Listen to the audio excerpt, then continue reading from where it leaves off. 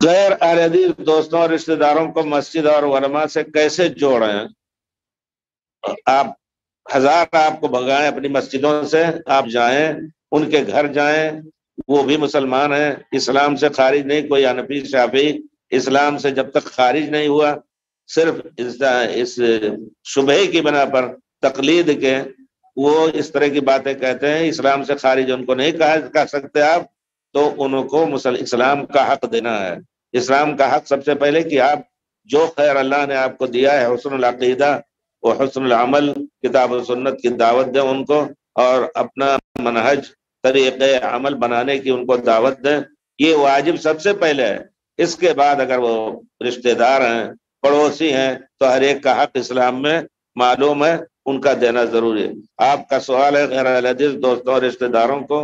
مسجد اور علماء سے کیسے جوڑیں؟ آہستہ آہستہ محبت کے ساتھ، نہ کہ وہ ادھر سے سختی کریں تو آپ بھی نہیں۔ ہم چاہتے ہیں کہ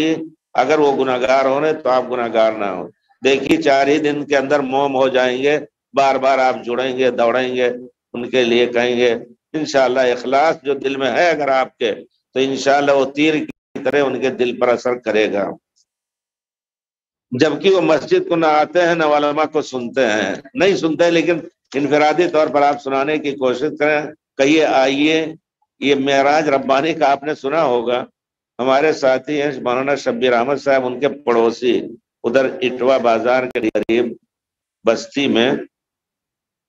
تو یہ لوگ جو ہے ان کا گاؤں جو ہے خالص قبر پجوا جس کو اپنے دیہات میں کہتے ہیں، اسے قبر پجوا، یعنی واقعی وہاں ایک مولانا ہے، ان کا انتقال ہوا،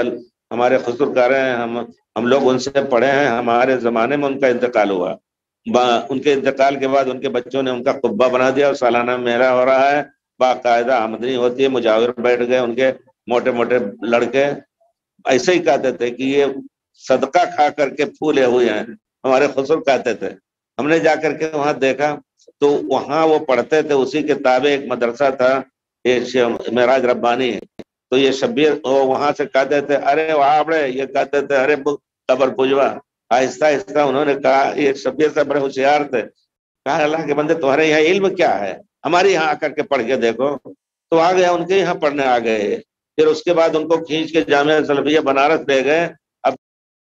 دیکھیے الحمدللہ سنت کے، اگرچہ وہ کچھ سخت تھے، میں نے ان کو کہا کہ آپ ہم نے ذرا سا سخت لہجہ ختم کیجئے، لیکن بہرحال آدمی جب ہندو سے مسلمان ہوتا ہے بڑا سخت ہوتا ہے، اسی طرح وہ ہوئے ہیں۔ تو بہرحال آپ بلائیے، دیکھیے دنیا میں کوئی آپ سے فرعون سے بڑھ کر کے میں کہہ رہا ہوں طاغی نہیں ہے۔ اللہ تعالیٰ نے کہا اذهبا الى فرعون انه طغى،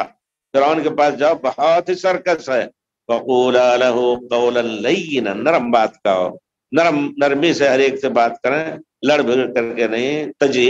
جاہل نہ کہو اور نہ کچھ، ہر سمجھنے کی کوشش کرو بھائی، سمجھنے پکڑیے آپ، یقیناً کتنے لوگ پانی ہو جاتے ہیں۔ ہمارا خود تجربہ الحمدللہ،